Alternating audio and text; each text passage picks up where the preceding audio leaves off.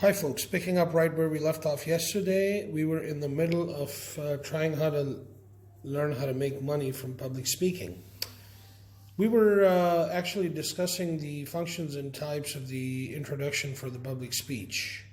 So let's get started with that. This is Prof.ZAK with Easy Coaching with yet another day of the virtual classroom.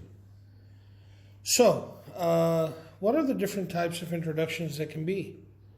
Well, you can start with an anecdotal story. You see an example at the bottom there. So there I was at the bottom at the summit of Mount Kilimanjaro, and I turned to the guide and said. Or you can start with a rhetorical question. That one never fails. You can start with a quotation. You can start with some humor. That also never fails. Try it and test it. So what's the function of an introduction? Well, you want to get attention. You want to introduce your topic. You want to provide some motivation. You want to establish your credibility. And of course, you want to give a preview of your speech. Now, what are some of the functions and types of your conclusion? You want to summarize the entire gist of your speech. You want to end with a quotation. You want to end with a personal reference. An example could be something like, and on the subject of discussion, a personal experience has led me to believe that, so on and so forth, whatever your topic is. You can give the audience a challenge.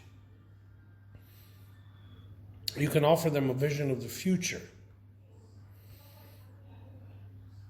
For example, you can end by saying something like, remember what Dwight D. Eisenhower once said, things are more like they are now than they have ever been before. Again, just like the introduction, you can end with an anecdotal story. You can end with a rhetorical question. A rhetorical question is a question that need not be answered. It's implicit. You can end with a quotation. And, of course, the ever-popular humor. You can end with some humor. So what exactly is the function of a conclusion then? You want to summarize your speech. You want to re-emphasize your main idea. You want to motivate a response. You want to provide some closure to the topic of discussion. What are some of the methods of delivery then? Well, there's 4 major types. One is the manuscript reading. The other one is the memorized speech, of course. Then there's the impromptu speech. And then there's the extemporaneous speech.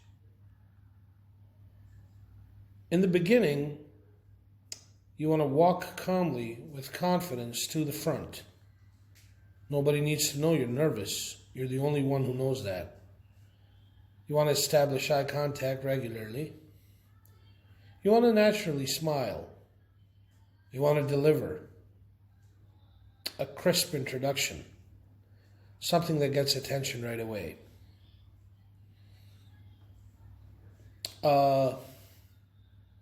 Michael Caine, in an interview once, mentioned an interesting story. It was his first ever audition play, debut play, and this was the first time ever that he was in theater. And he mentioned that it was actually a drama, it was like a serious production, and he had a serious role as well. And he was so nervous, he stated in the interview that right before he went out, his knees were knocking, his knees were trembling so much that the second the director asked him to go out on stage for his role, for his cut, he actually stepped on the stage and there was a wire which he tripped over because his knees were trembling so much that he rolled into the theater and everybody just burst out laughing, although it was a serious play. And that's how his character made the entry into the production, is by rolling into the theater. And the audience laughed so much, they thought that it was part of the production. That it became such a laugh riot that the director incorporated that as part of the play from there on. So from there on, as many days as the production was live, Michael Caine's character stumbled in rolling. So just thought I would share that with you, that, an attention-getting introduction is sometimes so important. Whether it's natural or whether it's unnatural, think of something. In the beginning, remember I spoke about channeling your nervous energy. So if you establish rapport right away with the audience, that helps you channel your nervous energy as well. While during your speech, you want to use effective eye contact, of course. You want to use effective language. You want to use effective gestures. You want to be enthusiastic.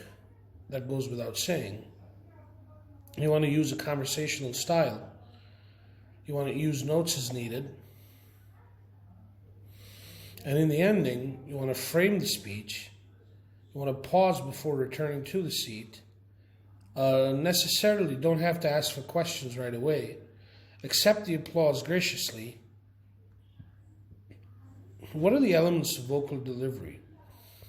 You want to vary at your speech rate and your pauses.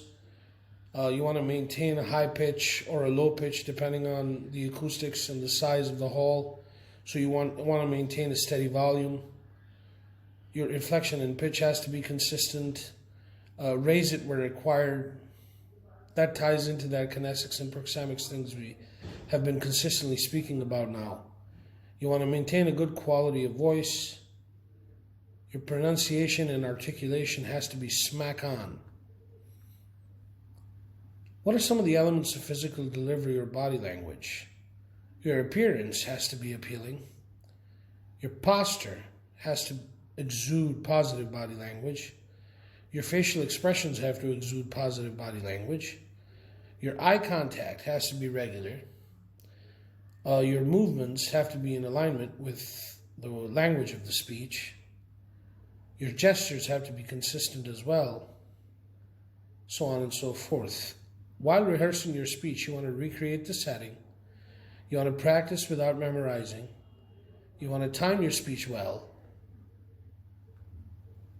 You want to practice out loud. You want to practice standing up, because obviously you'll be delivering the speech either at a podium or facing the audience standing up. You want to watch yourself, like I mentioned at the start of the presentation, in front of a mirror is always tried and tested and helpful. That always worked for me. You want to practice your gestures. You want to practice regular eye contact. You want to practice your pitch or your volume. And of course, the 5 Ps. You want to plan, prepare, polish, practice, and present. Never do enough of that. The better you know your material, the less anxious you'll be about presenting it. Smile, act natural, don't apologize for being nervous. You don't need to draw attention to it. Nobody knows that you're nervous except for you, so don't draw attention to it. Nobody's going to know unless you call attention to it. So don't do that. Yeah, give everybody a smile like that. So guys, I hope that through this presentation I was able to teach you some valuable tips on the art of public speaking. Of course, not everybody's a natural public speaker. There's a lot of anxiety involved with the art of public speaking, as I mentioned at the start of the presentation. In fact, public speaking is the number one fear in a lot of people. But it's okay. Rehearsing, practicing, researching, citing sources, all of what I spoke about will help you eventually get there. And once you're there, once you do one good speech, 2 good speeches, a couple, it'll start coming so naturally to you that you'll just keep getting better and better and better at it until you come to the point where it just comes naturally to you. And you get so good at it that you can make any one of those 4 speeches that I spoke about at the drop of a hat. And then that's what helps you earn money, because then you can charge, because you'll be considered to be a top-notch speaker, and people will actually pay to want to listen to what you're saying. All you have to do is establish credibility in the field. So guys, stay happy, stay blessed, stay safe. This is Prof.ZAK signing out with yet another day of the virtual classroom with easy coaching. Take care and God bless.